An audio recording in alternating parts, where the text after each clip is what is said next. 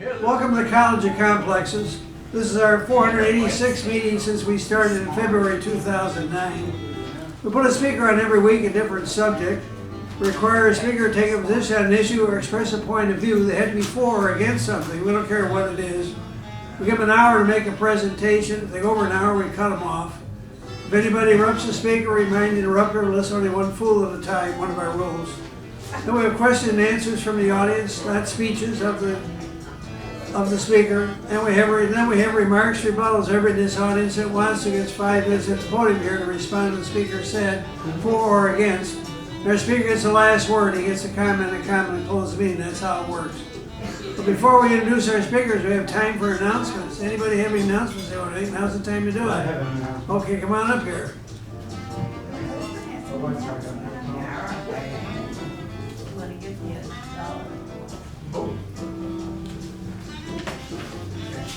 Well, 50 years ago, last year, 51 years ago, I met this wonderful woman in a ski resort in the mountains of Victoria. And 17 years ago today, we got married. Our anniversary. Happy anniversary, Don. I love you, man. And that's all the announcements I'm going to make. We need the music down when you Oh, yeah. Okay. Let's see if there are any other announcements. All right. How you doing? I don't know what the subject is going to be right now. I mean, I have it at home, but I don't have it with me. But Philosophers Forum will be meeting. Our next meeting is on January 14th at Aboka's Restaurant. And it's a nice, cozy place to go. Quiet, you can talk and hear each other, which is kind of nice. So we just invite y'all to come, $5 to hear the lecture, to support the group, and you're welcome to come. Yeah,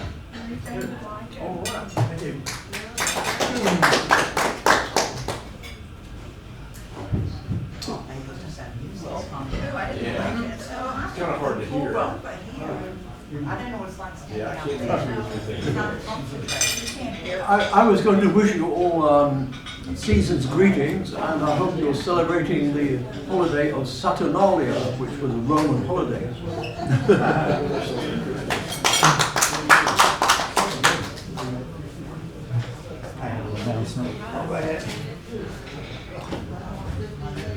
In case you're all wondering, there are no more announcements. Okay, our speaker tonight is Jim Gatewood. He's sitting right back there. He's going to talk about Slats Rogers and the Love Field Lunatics. It's quite a. I've heard it once before. 2 years ago he was here, and it's really good. Anyway, he's a Dallas history professor, also a best-selling Dallas author. He discusses book. He advises that Dallas. This is a Dallas invention that's good. That's a good fit for this time of year.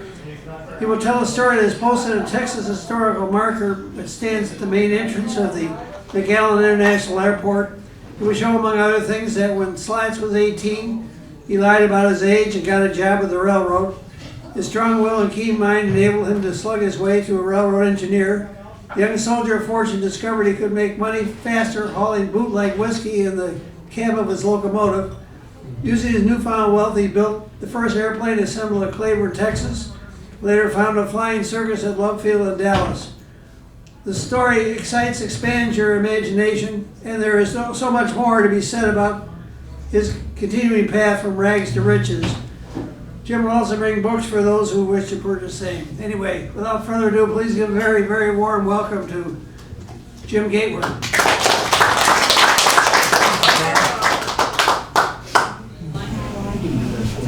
Well, we're going to talk about Slats Rogers.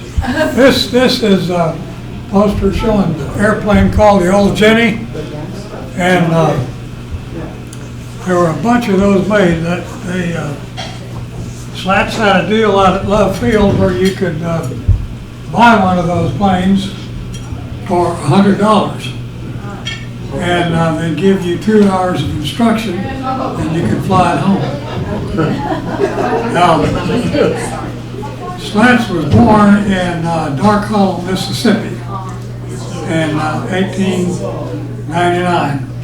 And his father moved to Cleburne, Texas when his brother told him of a piece of land that he could buy for paying the back taxes.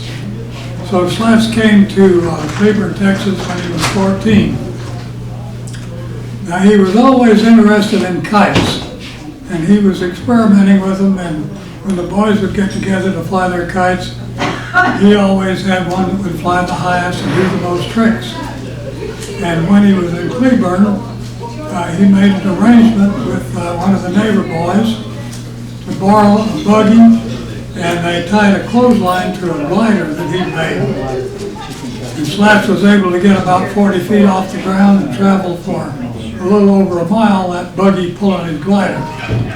He knew then that he was committed to flying. That would be his lifestyle. Now, when Slats was 18 years old, like a lot of 18-year-old boys, he got crossways with his father. They had a few words, and Slats decided he could do better somewhere else, and he left home. Well, he took up, it was in the fall of the year, and cotton was being harvested. And he got a job with some people working on a plantation harvesting the cotton. And he couldn't help but notice that the owner of the plantation, a fellow named Tom Oliver, had a girl by the name of Rosie Oliver. Now Rosie was 15, but she had shiny black hair, beautiful bedroom eyes, and childbearing hips. And Slats couldn't help but notice that. And she noticed Slats. Now, those of you that pick cotton are familiar with the fact that you drag that sack of cotton until it's so heavy that you can hardly handle it. Then you put it up on your shoulder and you carry it to a wagon where they've got some scales. Now there the field master will make a note. He's got a little notebook with your name in it. And he'll weigh your cotton and he'll make a note in that book how much the cotton weighs. They'll dump it into the wagon. You go fill your sack again. Now Rosie Oliver, the plantation owner's daughter, her job was to stand there beside the guy that weighed the cotton. There was a barrel of water. And each time you brought your cotton sack in, she'd dip that dipper in there and hand you a dipper full of water so you could take a drink. Now the first time Slats brought his cotton in, he's eyeing Rosie, and Rosie is looking at him, and he gives his cotton to Tom Oliver, the field master, and he's weighing it, and Slats approaches Rosie, and she dips her bucket full or dipper full of water and gives it to Slats. He takes his drink, but he didn't drink all his water. So he gives the dipper back to Rosie. She takes the dipper and throws the rest of the water on Slats. Well, he wipes himself off, and she runs around the corner of the wagon. She's looking out there, and Slats is looking at her, and she sticks her tongue out at him and stands up beside her daddy. Well, that night, everybody, all the harvesters are sleeping in the Oliver's barn. But Slats pops himself up at the barn door, and he's watching the back door of the farmhouse. He's hoping that Rosie will come out to empty some dishwater or something. Well, she does. She comes out, and Slats moves like a jungle cat, and he gets between her and the screen door, and a soul-surrendering kiss is exchanged. Now, to make a short story of what happened, it was only about a week or 10 days later these two kids eloped, ran off, and got married. Now, Slats actually was supposed to be 21 to be married, but he was only 18. But he had his brother go in, who had a birthday that showed that he was 21, only they used Slats Rogers' name instead of the correct brother's name. So he got his marriage license, and Rosie lied about her age, and she got that fixed up. These guys got married. Now it's in the fall of the year, and they're having the state fair in Texas. And these kids decide that they'll go to the state fair. That'll be their honeymoon. And they catch the train, because that's the only dependable means of transportation from Cleburne to Dallas. So they ride the morning train in, they spend the day at the fair. They ride the train back that evening, and they get off in Cleburne. They've got a problem. Slats can't go back home because he's told his father how to carry the cabbage, and the old man's mad at him. And the word is out that Rosie's father is looking for Slats with a shotgun. So they don't know exactly what they're going to do, but they're eating their evening meal at the railroad boarding house. Now there's an elderly gentleman at a table close enough to them that he hears their problem. He finishes his meal first and he comes over and introduces himself and asks if he can be seated, and they say yes. His name is J.D. Mullaney, and he is the superintendent of the freight yard there in Cleburne, railroad yard. And he tells the kids, I overheard your problem. And he said, now, Mr. Rogers, if you're 21 or older, said I'll see that you get a job with the railroad tomorrow. You'll have to stand in line and wait your turn, but I'll see that you get hired. So the next morning, Slats did stand in line, and of course, he was hired. Now, he was hired as what they call a yard bird. A yard bird in railroad terms is just a step and fetch. He's the guy that goes and gets you a tool if he needs it. He polishes this, puts oil on that, and so forth. Now, in the meantime, Rosie has finished her breakfast, and she's waiting there in the railroad boarding house, and she asks if she can help make beds or do something to make herself useful. And she gets hired as a maid. And maids are furnished with a room called a maid's room where they can live. So when Slats comes home from work that evening, they have a place to stay, and they live there in the railroad boarding house. Now, Slats has worked for the railroad, and he does what they call stealing time. What that means, every time he got a chance and there was a little break, he'd get up in the cab of one of those big locomotives.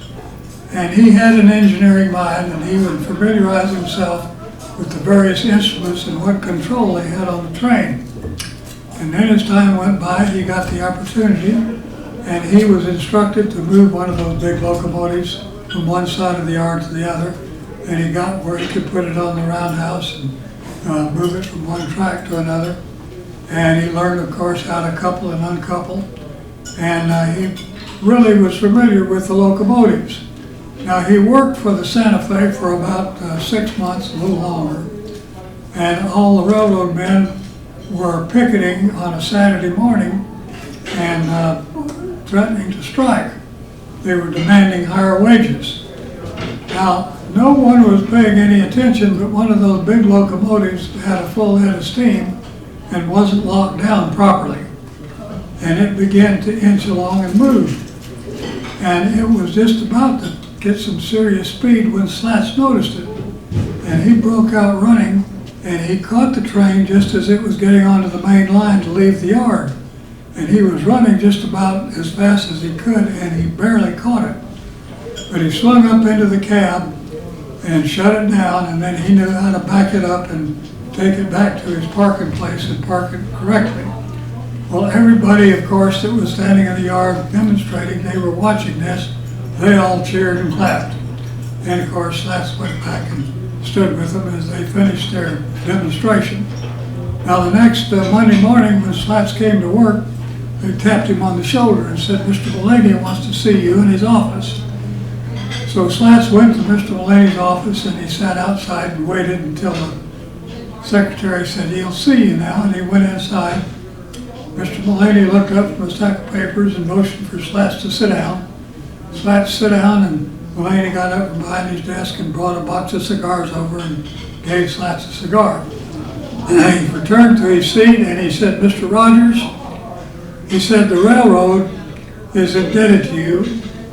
He said, that train, that locomotive that you caught and shut down was headed for the main line. And if it had gone on out to the main line, coming in the opposite direction, it was a Santa Fe train. It was a passenger train, and our president, Calvin Coolidge, was on that train. So you not only saved us a great deal of money avoiding a head-on wreck, but a great deal of embarrassment. So the railroad is indebted to you, and I've been instructed by the Home Office to ask you, what job are you striking for? Slats didn't hesitate. He knew exactly what he wanted to do. He wanted to drive one of those big locomotives. So he told Mr. Mullaney he wanted to be an engineer, He went to school for a couple of weeks, came back, and he was assigned a run from Cleburne, Texas to Pauls Valley, Oklahoma. Now, he left every morning about first light, and he got to Pauls Valley at noon. And he and his firemen would eat lunch while the train was being offloaded and loaded up whatever they wanted to send back to Cleburne. And they'd been making this run for a couple of months, and they were eating lunch in there one day, Slats and his engineer. And this great big Indian came in, got on a leather jacket, a white Stetson hat with a turkey feather sticking out, twirls a chair around and sits down and doesn't say a word, but he watches the two men finish their meal. Now Slats wipes his lip, looks at the Indian and says, "What can I do for you, Chief?" And the chief said, "We need drinking whiskey." Slats said, "No," said, we can't bring whiskey into Oklahoma," said, "That's against the law." He said, "If we did," said, "we'd lose our job and probably go to jail." Chief looked at him and said, "I'll pay cash." Well, Slats thought real fast. He knew he could buy liquor in Fort Worth for $10 a case. So he looked right at the Indian chief and he said, "Well, Chief, it costs you $120 a case." Chief said, "I'll take two." So Slats stopped in Fort Worth the next time he was making his run in Pauls Valley and bought 2 cases of whiskey for $20 and sold them for $240. Now, the word got out and they wanted more whiskey. And as time went by, there was hardly room for Slats and his engineer in the cab of that train because they had so many cases of whiskey. But Slats was getting wealthy. He was making more in a couple of runs than he could make working all year long for the railroad. And this gave him the capital that he needed. In 1903, when the Wright brothers built their airplane and it flew, Slats Rogers went ballistic. He went to the library and he studied everything he could about their planes. He watched the plans, and of course, as time advanced, the planes got faster and could fly higher and so forth. And by 1914, Slats is making all this money selling his whiskey, so he decides he'll build an airplane. The word goes out there in the Santa Fe Railroad, and everybody is all for him, and then go together and they put up a little money and they rent a building for him downtown Cleburne. Now, a couple of the railroad engineers, and these are not the kind that drive the train, they're qualified building engineers, help Slats measure and determine how much lumber and what kind of lumber, and they draw up the blueprints of the schematic plan for his airplane. Well, they buy a 100 horsepower engine from St. Louis, and when it arrives, they've made a propeller and everything they need, and the plane is assembled. Now, there is a farmer just outside of town named Mr. Miller, and he's been watching this with a great deal of interest. And he's got a pasture and a barn on that pasture, and he tells Slats that he could put his plane in that barn and store it and use the pasture as a landing field. So Slats takes his plane out of it. Now, this plane has been built without any manual of instructions, and there's nobody to give Slats instructions on how to fly. So he spends a great deal of time learning how to taxi a plane. I don't know how many of you have flown a plane or had instructions, but it's very confusing and difficult at first, as you know. Your feet are working, your hands are working, you got a throttle, this, that, the other, and you got a rudder back there that's moving at the opposite direction of where you think it ought to go. But anyway, you finally get it straightened out. It took Slats 6 weeks experimenting before he could taxi in a straight line. And in the meantime, he does several ground loops. He breaks the tips of the wing, he knocks the wheel off. He's constantly repairing his machine. But finally, he can taxi in a straight line, but he can't get it off the ground. He gets up real early one Saturday morning, he has Saturdays off, and he goes out and he's been taxiing that plane, practicing all morning, and that afternoon he's tired and he's taking a nap under the shade of the wing of the plane. And there's a motorcycle comes down the road. There's two men on there from Fort Worth. They see that airplane out in the pasture, and of course that's quite a novelty because there are no planes at that time flying. This is the first airplane built in the state of Texas. So they go through the gate and come out into the pasture to examine the plane. Well, of course, Slats wakes up, he motions for them to come on in.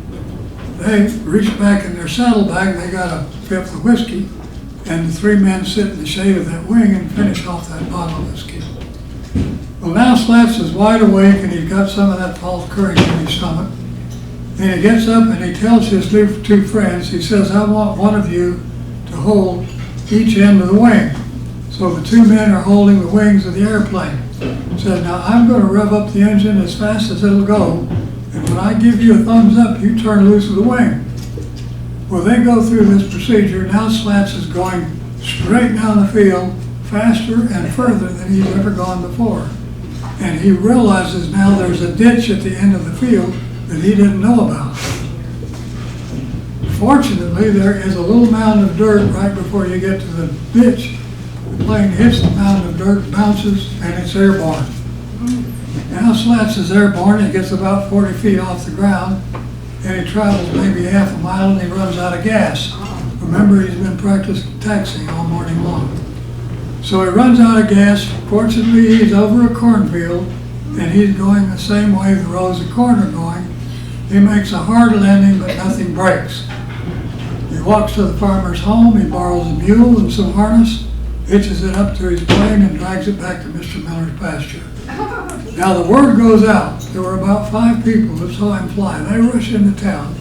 They go into the barber shop, the drugstore, the hardware store, the lumber yard, and they say that crazy nut got off the ground, he flew. Well, somebody calls the Fort Worth Star-Telegram, somebody called the Dallas Times-Herald, and the newspapers converge on Cleburne, Texas, and find Slats. And they ask him, when will he be able to fly again? Slats said, I will fly this coming Sunday, and I'll fly first light in the morning. Because the later you stay up in the day, the higher the wind gets, the more thermal there are, and it's dangerous. But early in the morning, the air is clear and still. That's the best time to fly. So if you'll be at Mr. Miller's pasture, first light Sunday morning, we'll fly again. Well, the word goes out. And if you can imagine, it's October the 17th, 1916. In Mr. Miller's pasture, there's over 5,000 people at first light. They've got the runway roped off. There's a tent there that's got hot coffee and donuts. The high school band is there, and they're playing John Sousa Phillips music. Well, Slats has experimented with his fuel. He's added a little ether to it to make it run a little hotter. And when the plane starts, it backfires, and this huge roll of fire about the size of a washtub rolls out across the field. Of course, everybody screams and the crowd falls back, but the plane motor runs beautifully. Now Slats has 2 men holding the wings just like he did before. He gets a thumbs up, they turn it loose. He goes down the field straight and fast. He hits a little bump and he's airborne. Now his plan is to circle around, circle over the field, wave to the people, come in, circle a couple of times and land. And now this airplane is one of those pusher type where the propeller and the motor are behind the pilot and the pilot sits out front on the nose of the plane. So Slats turns the wheel to make the plane turn, and the wings go up and he nearly crashes. And he realizes that's not the way to turn your plane. So he flies on off out of sight, gains a little altitude, and he's thinking. He remembers seeing the buzzards and how they bank when they turn. So he tries that and it works perfectly. He makes a couple circles to be sure he's got it pat. Then he comes back and he flies over his field. He circles the field, waves to the people below, and then comes in for a perfect 3-point landing. Newspaper people come up, the flash bulbs are popping, the crowd's gathering around him.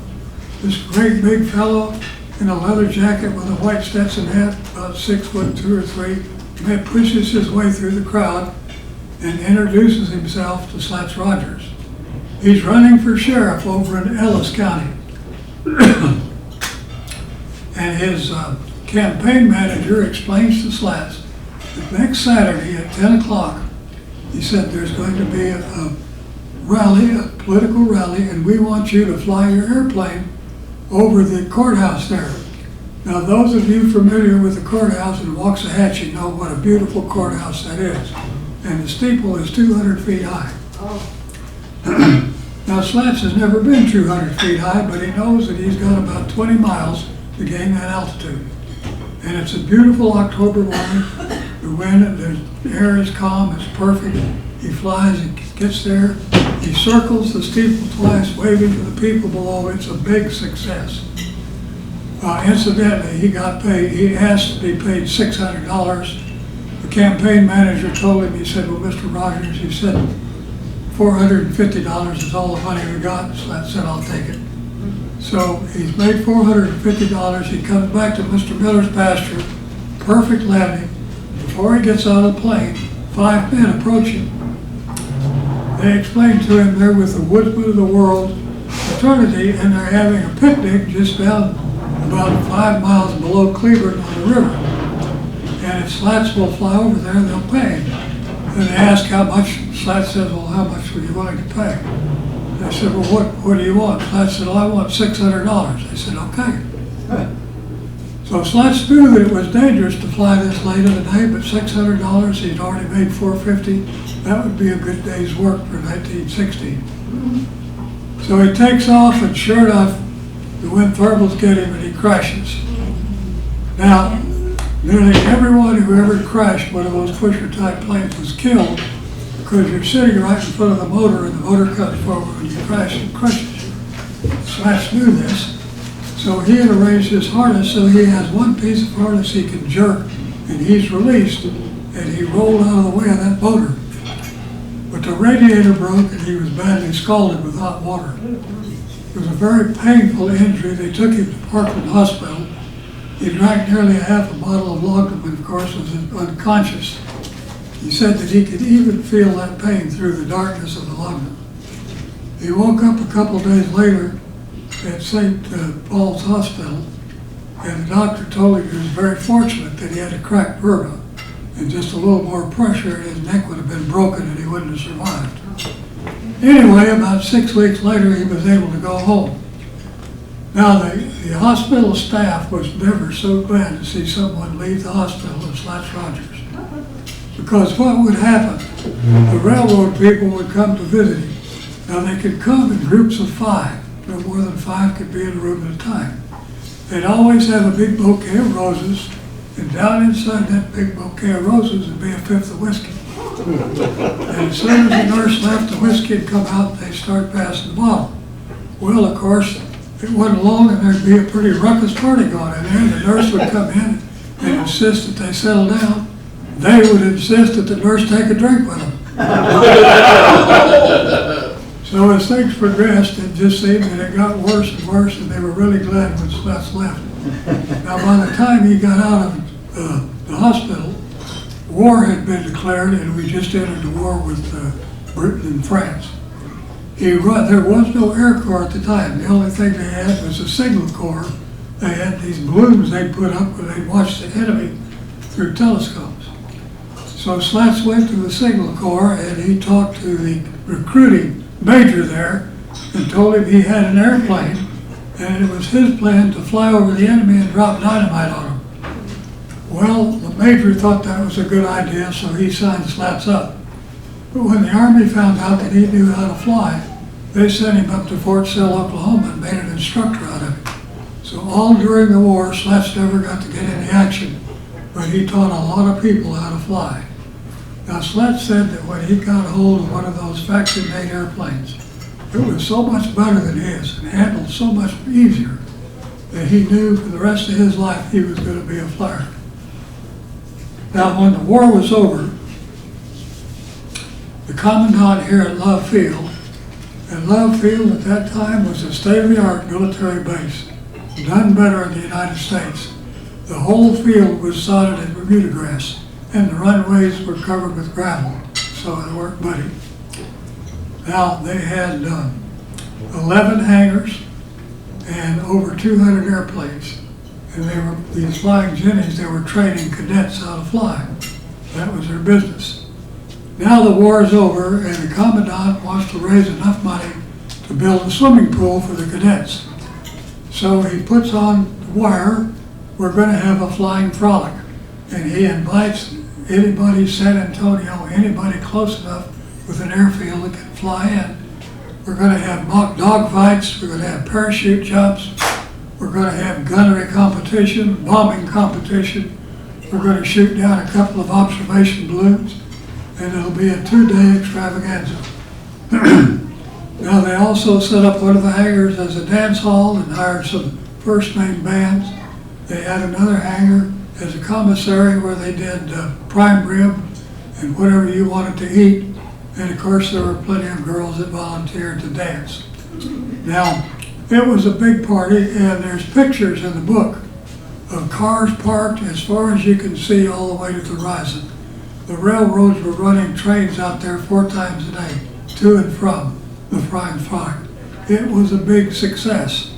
And instead of raising the $6,000 that they hoped to raise, they raised $16,000. Now Slats' job was to fly a German D-7 Fokker, which was the #1 killer of Allied aircraft. He was in a mock dogfight, and of course he got shot down. Now he had rigged a smoke deal on his tailpipe where he dumped hot oil on it, and it left this big trail of smoke. He flew it around behind some hangars and landed, and they set off a dynamite charge just as he got out of sight. So it looked like he crashed into the ground and blown up. Now Slats had his own personal airplane at this time. They had grandstands there at Love Field, and he parked his plane out beside one of these grandstands with a big sign on it, rides $25. Now his plane would accommodate 2 people. He had 2 cockpits, one could ride with him and then another one in the front. If they were skinny people, he could actually put 3 people in. And by the time the day was over, the first day, Slats paid $1,100. He would take off, fly out over Bachman Lake about 200 feet, circle around, come back and land, and made $50. Well, the next day, business was even better because the word went out, those that flew were talking about it. Everybody wanted to ride the airplane. Second day, he made $1,700. And guess who was taking tickets and helping him with the money? A 16-year-old boy by the name of Clyde Barrow. Clyde was fascinated with airplanes. Later on, well, Slats teamed up with a fellow by the name of B.B. Owens, who is a local millionaire today. He died recently, but he became a millionaire in the real estate business, and he was very philanthropic. He gave a great deal of money to charity. And Slats and B.B. Owens learned that the government had written a letter to the commandant at Love Field, burn all the airplanes. That was the edict at the end of World War I, because airplane travel was dangerous. The war was over, they didn't need them, and they didn't want people flying their airplanes getting killed and blaming the government. All the cadet training, everything was canceled. So Slats Rogers and B.B. Owens went to the commandant and made him a proposition. They said, we will buy all the airplanes you have on a consignment basis for $100 apiece. Well, the commandant sent that information to Washington, and they thought, well, why not make a little money instead of burning the planes? So Slats Rogers and B.B. Owens bought all the airplanes at Love Field for $100, and they sold them for $200 apiece. Now, the planes they bought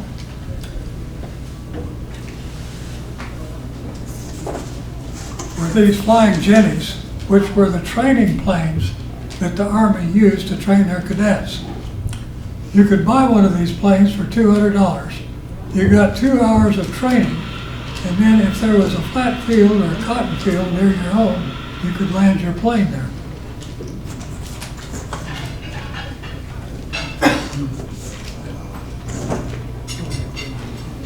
Now also, a lot of World War I pilots converged on Love Field, and Slats organized a group called the Love Field Lunatics. And if you can imagine, let's say that you're in Sherman, Texas, and it's Saturday morning about 10 o'clock, and all of a sudden there's this tremendous noise, and you look up, and there's 3 or 4 of these jennies flying just at treetop level right down the main street. And some guy in the back cockpit is throwing out flyers. You get one of these flyers, and it tells you that Sunday morning after church, there's going to be a flying circus land at a certain farmer's field. There'll be airplane rides, there'll be parachute jumps, there'll be gunnery practice and some bombs dropped. Now, of course, everybody flocks out there. Boy, I mean, that really brings people out of the towns. Now, what Slats does, and guys that are flying these planes, they move among the crowd selling bootleg whiskey. And they're making more money selling this whiskey, of course, than they are in their airplane rides. And Slats' business is good. And a fellow by the name of Benny Bennion comes to Slats.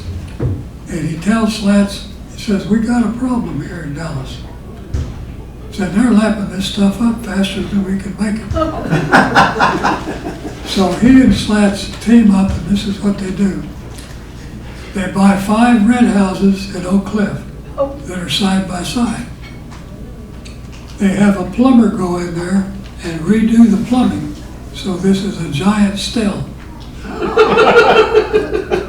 They're capable of making 450 gallons of booze a day. But there's a problem, or they realize this problem.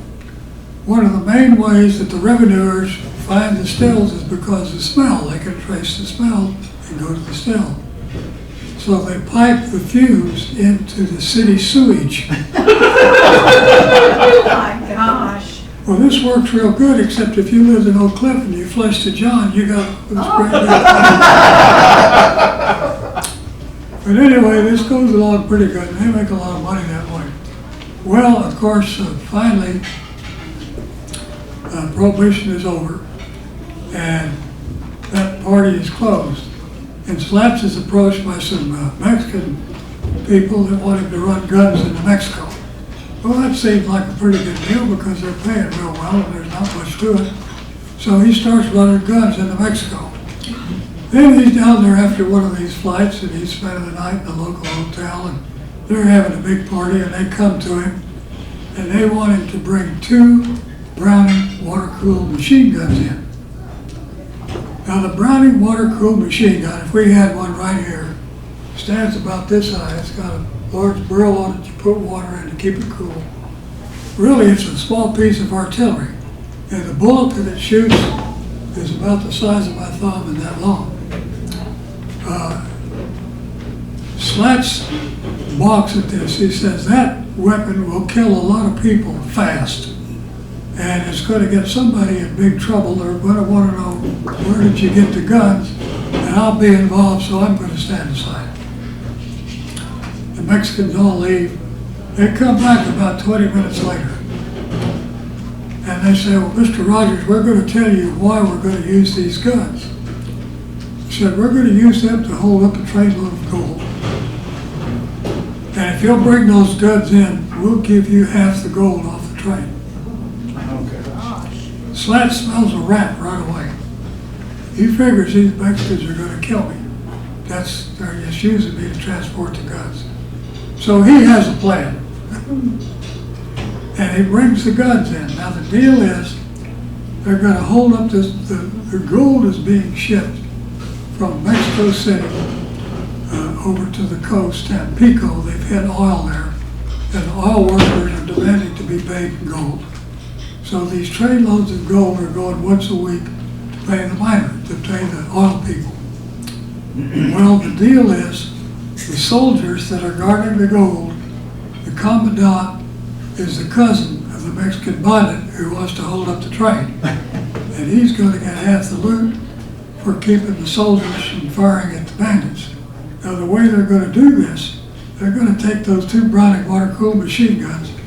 There's a pass where the train comes up grade, and it has to go between these 2 mountains.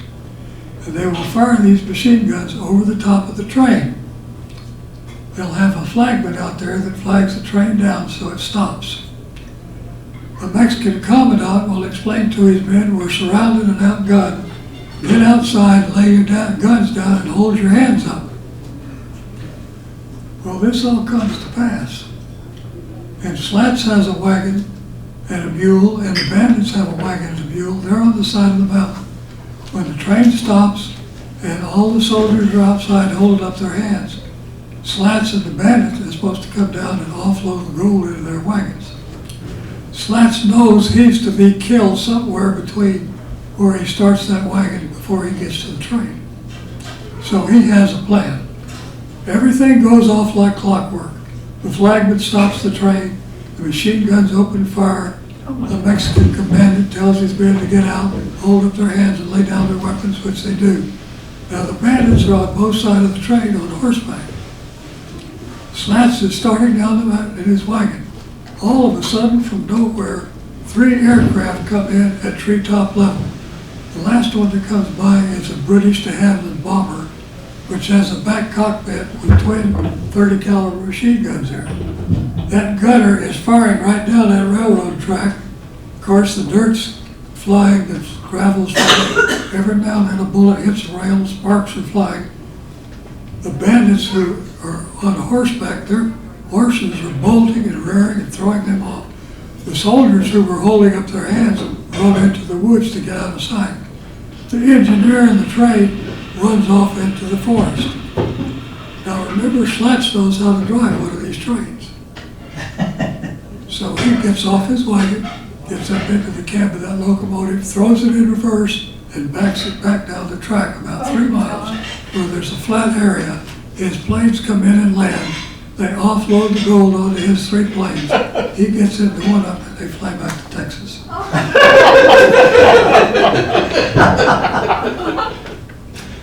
Slats Rogers is a wealthy man.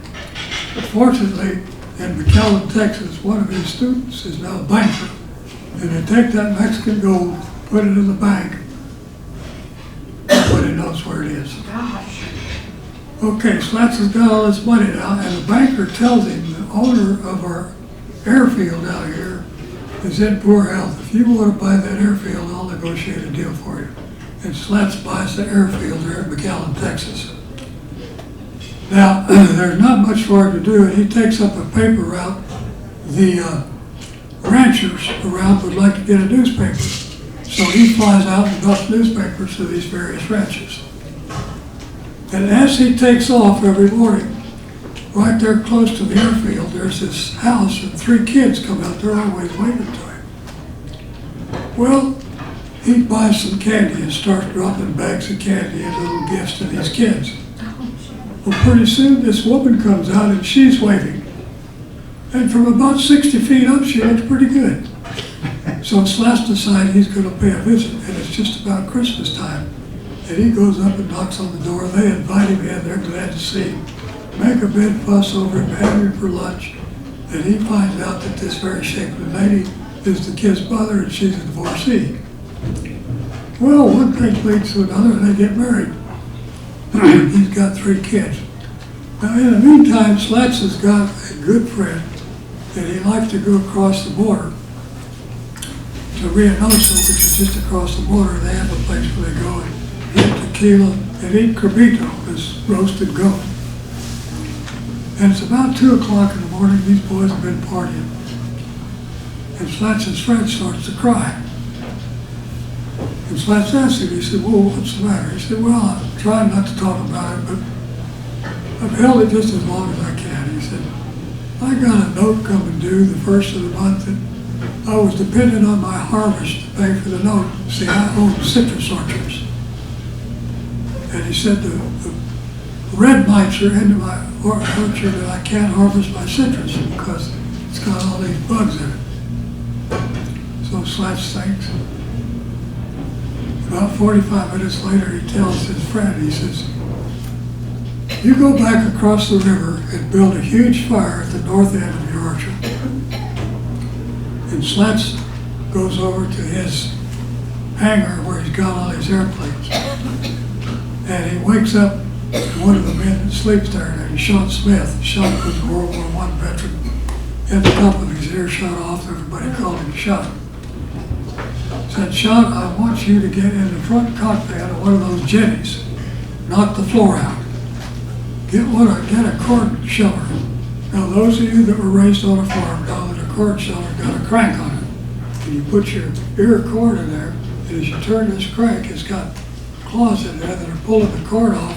The cob comes out one side, the cord goes out the other. Slats said, put one of those cord shellers on the side of the plane where you could turn it. Said, I'm going to get some cyanide. We'll put it through that sheller. We're going to fly over this guy's orchard and dust it. So they put this rig together and they have it done by sunup. And he goes to his friend who's got a drugstore and gets him to open up so he could get the cyanide. And by first light, they're ready to go. They're flying out there. They see the bonfire at the north end of the orchard. Slats makes a couple passes to be sure he knows where he is and what's going on. His friend waves to him from the ground. And by about 10:30 or 11 that morning, he's flown all over that orchard, dusting that cyanide on all the citrus fruit. Well, it does. It kills all the red lights. And the fruit is harvested. And they wash the fruit real good before they sack it up.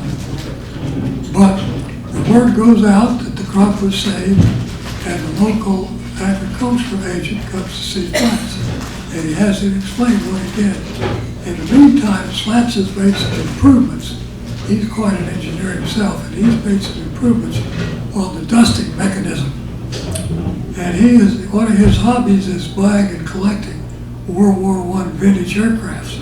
And he's got hangars full of old airplanes. Now, the cotton farmers find out about this, and they want him to dust their crops because they have leaf worms and boll weevils. And of course, all the citrus guys would like to have their stuff dusted because they want to keep these red bites off. And just overnight, Slats Rogers has gotten a crop dusting business. And it booms, and he shows other airfield and other people how to do it. Of course, they have to buy a franchise. And he's wealthy again, plus the gold that he's got. But time has gone by. Slats' eyesight's not as good as it had been. He has a couple of bad crashes and near-death experiences. And he realizes he's going to have to stop flying. So he sells everything and he buys a big ranch in Texas, and he buys a bunch of sheep to go on there. And it doesn't take him long to realize he's made a big mistake. He's not a rancher. Well, along about that time, the federal government calls on him and says, you owe us a great deal of money because you sold that airport, and we need this money. You owe back taxes. Slats said, I don't have that money. He said, you want the ranch? They said, no, we're not interested in your ranch. He said, you either pay us or go to jail. So Slats got busy and he built a huge barbecue place on his ranch restaurant. And he put a couple of crap tables in there. And it took him about 6 weeks to make enough money to pay his debt. But he's out of debt now, but his health is failing. He does buy some land. They're going to build a lake there on the Rio Grande River. It's Falcon Lake right there at Zapata, the city of Zapata.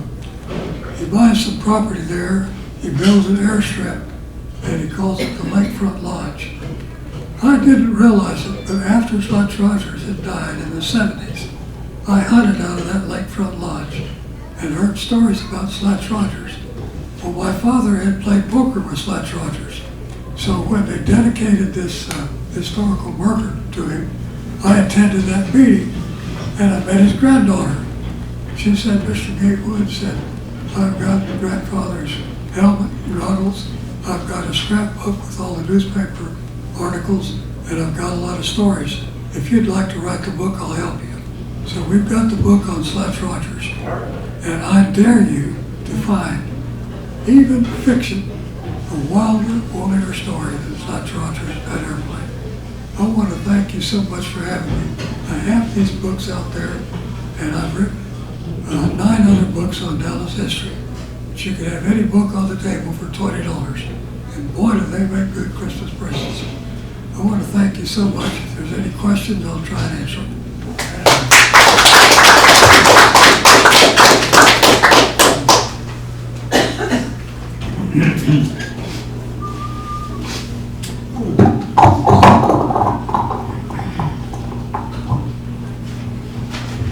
So where did these slats come from?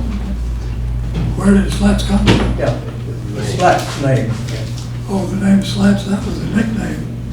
Because he was a tall, lanky guy and stood kind of bent over all the time. They said he looked just like a slat in a barrel.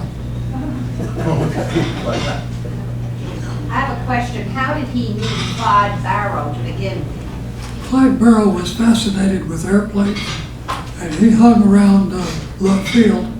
And later on in the book, when Clyde and Bonnie are so hot, Slats is flying over to Shreveport, picking him up in his airplane and flying him back to Dallas so they could see their parents. And Bonnie Parker had a baby daughter, and Slats taught her how to fly later. The little girl. Yeah.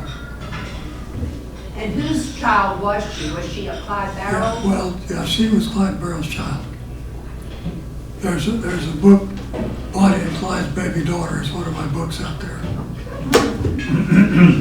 My question, what happened to his first wife? Yeah. The first wife got mad at him because she wanted a house, and Slats kept spending his money on airplanes. She finally had enough. Slats was a womanizer beside that, and he had 3 kids by his first wife, and then picked up 3 more when he married this other woman.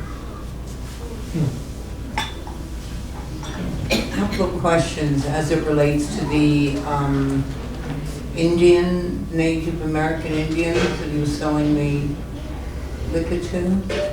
One, where would they have gotten the funds to pay, 500 times more than required? And 2, how long did that go on for as it relates to him making so much graft off of that? And 3, what was his ethical stand on what he was doing to begin with? Well, that's all out of my territory. I just tried to cover Dallas County. Well, you talked to the fact that he sold booze to Indians. Yes. Okay, and he did that at an outrageous profit. And so my question is, where were they located? I know you mentioned the place where he met this. Repeat your question. Where did he meet the American Indian? I know you mentioned it. Falls Valley, Oklahoma. Yeah. So where were they getting the money to even buy it? Casinos weren't flying high The back Indians then. were oil rich. So they did have revenue from oil. Okay. And how long did this go on before he was founded? And he never had any problems with his ethics as it relates to that. There was never caught.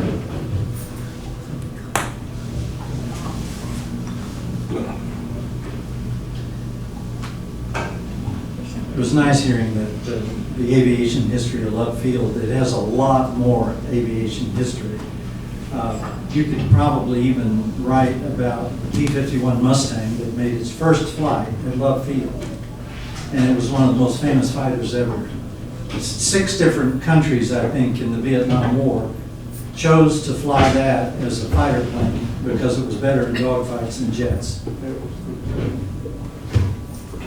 Well, that's way out of my timeline.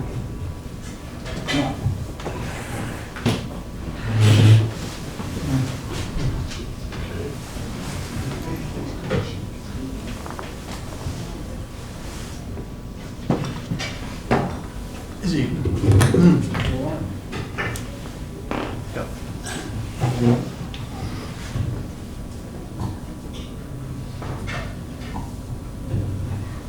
I know from pilots that I knew who flew in World War II that there were many airstrips around Dallas, and do you recall any of them that I think even some areas, some famous areas here like North Park Mall and so forth, there were some airstrips very near. Yes, the Highland Park Airport was the one that where Ola Padrita used to stand, right where Coit Road and Highway 75 almost touch. And that's where Oswald had a plane waiting for him after the assassination. Then there was the Garland Airport out at Northwest Highway, Northern Road. And then, of course, you had Redbird Airport. You're right, there are a lot of little airports around.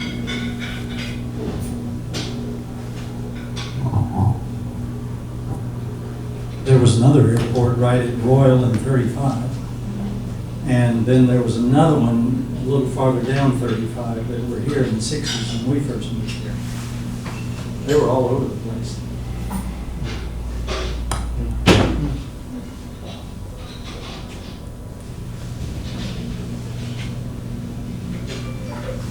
Obviously, there were a lot more than are currently there. What's your opinion of all the municipal airports that are around in general today versus, there seems to be a lot of plane crashes, light plane aircraft happening kind of all over. But, obviously we have Addison here, and I think we have Alliance, right?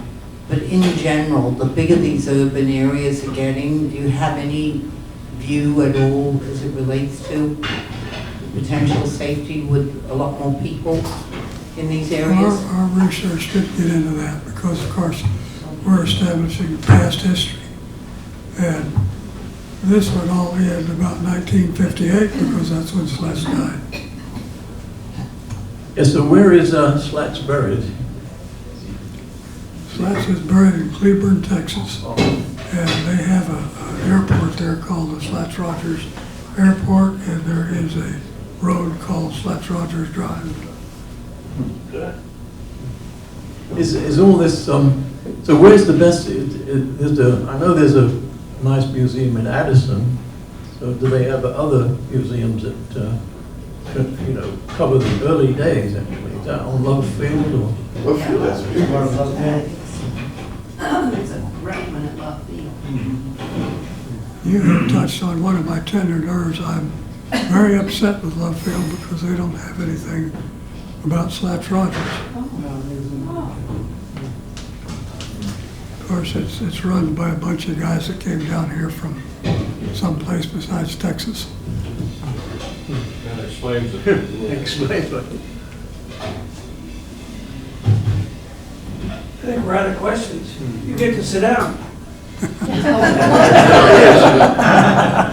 One other question, how did you get interested in slats?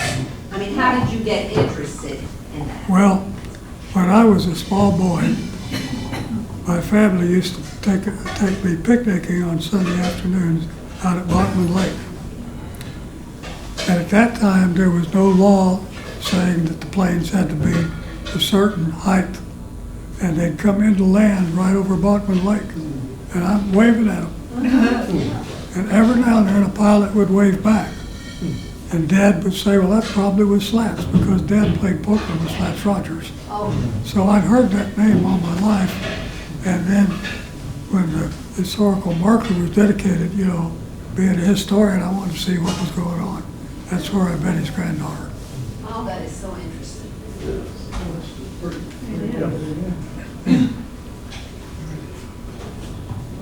So when Slats made all this money, so where did he invest it in his later years to live comfortably? Slats drank a lot. Drink a lot.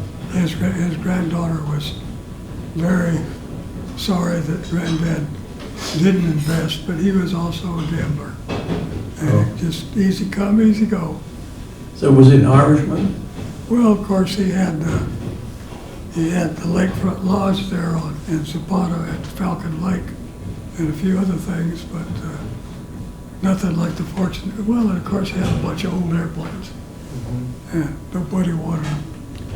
But he had his day. He did it his way.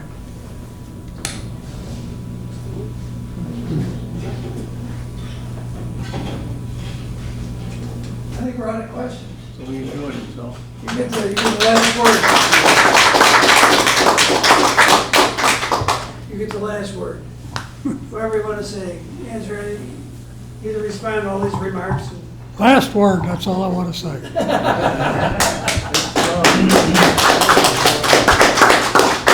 I want to remind you all of the Christmas party at my place on December 25th. If you need a note, I have it here. Everyone is invited.